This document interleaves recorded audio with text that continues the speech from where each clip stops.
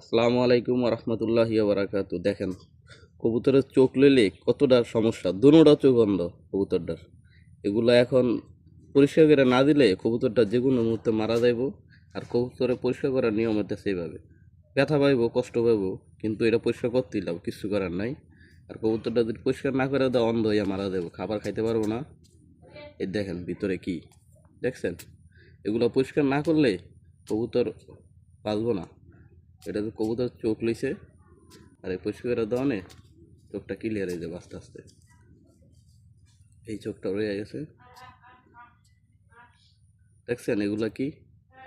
কবুতরের কবুতরের চোখ নিলে খুব খারাপ অবস্থায় আছে, আর ডরব থাকলে ডরব মারে দিবেন।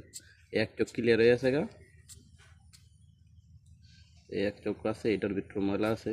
দেখছেন এগুলা কি বেরিয়েছে?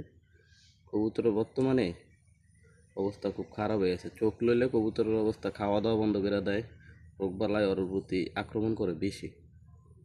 তাই ভিতরে যত ময়লা আছে এগুলো সব পরিষ্কার করে দিবেন, নাহলে কবুতরটা বাঁচার জন্য অনেকটাই অসুবিধা হয়ে যাবে। দেখছেন এখন ক্লিয়ার হয়ে যাবো। এই যে ভিতরে আরও আছে, ভিতরে অনেক ময়লা, এগুলো না পরিষ্কার করলেই মারা যাবে কবুতরটা। এই যে দেখছেন কীভাবে ময়লাগুলো বেরিয়েছে। এই যে এখন চোখ দেখতে পারে হালকা হালকা, এটাও সেম, এটার ভিতরে ময়লা আছে।